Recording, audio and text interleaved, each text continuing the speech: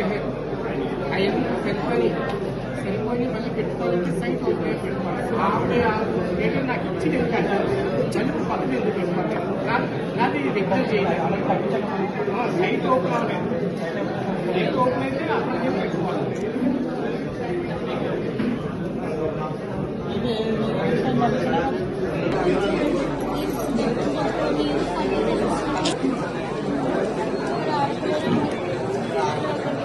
Online చేయించొద్దని తీసుకుంటాం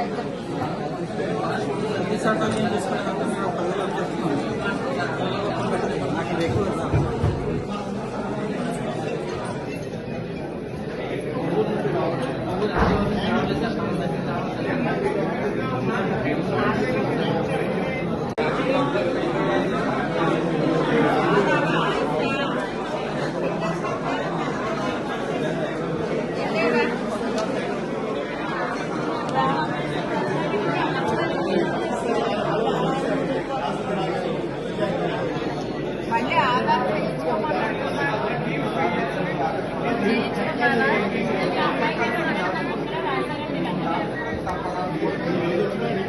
ఎవరో కూర్చున్నారు కదా చెక్ చేస్తున్నారు సార్ ఆగా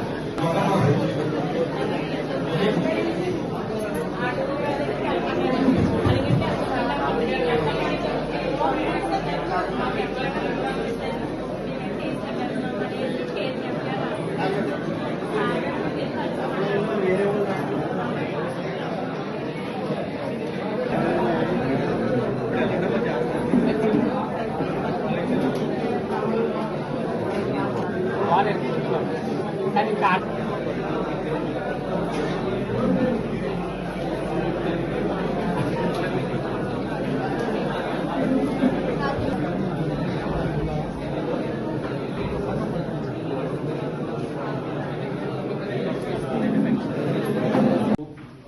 after collectors conference certain instructions collector గారు ఇవ్వమని చెప్పారు ఆల్ ఆఫీసర్స్కి రిగార్డింగ్ పీజీఆర్ఎస్.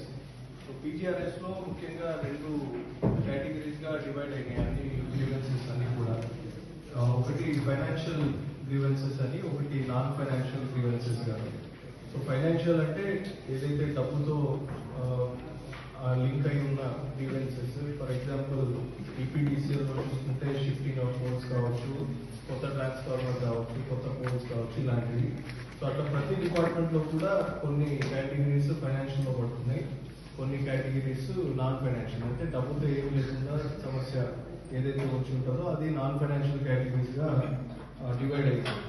సో అట్లాంటి దాంట్లో ఏది కూడా మనకు బోధ అసలు బిఎండ్ఎస్ఎల్ ఏది పోకూడదు, అండ్ ప్రయారిటీగా నాన్ ఫైనాన్షియల్ అయితే అసలుకే పోకూడదు.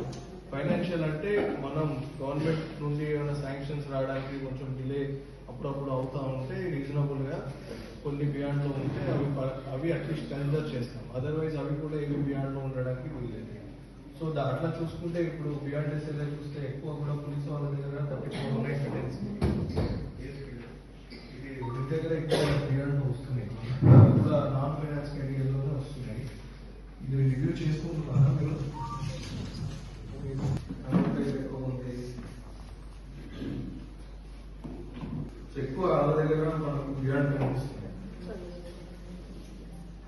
నిడదవోలు, అనపర్తి, బొమ్మూరు, రాజమండ్రి వద్దాం. ఒకసారి మీరు అది చూడండి, ఎందుకు పెండింగ్ పెట్టుకున్నారు ఈ విషయం చేసి ఇది నెక్స్ట్ రివ్యూ లోపు క్లియర్ చేసేలాగా చూసుకోవాలి బియాండ్. దెన్ ఈపీడీసీఎల్ దగ్గర 8 ఫైనాన్స్ బియాండ్ లో ఉన్నాయి, ఎందుకు పెండింగ్ ఉన్నాయి? ఈసీ గారు పేమెంట్ చేస్తే పేమెంట్ చేయలేదా వాళ్ళు? ఎన్ని డేస్ నుండి ఉంది బియాండ్ లో? డేట్ ఆఫ్ రిజిస్ట్రేషన్ వచ్చి 3 3rd వచ్చింది. ఎప్పటికంతా క్లియర్ చేస్తారు? ఈ వీక్ లో చేస్తారు.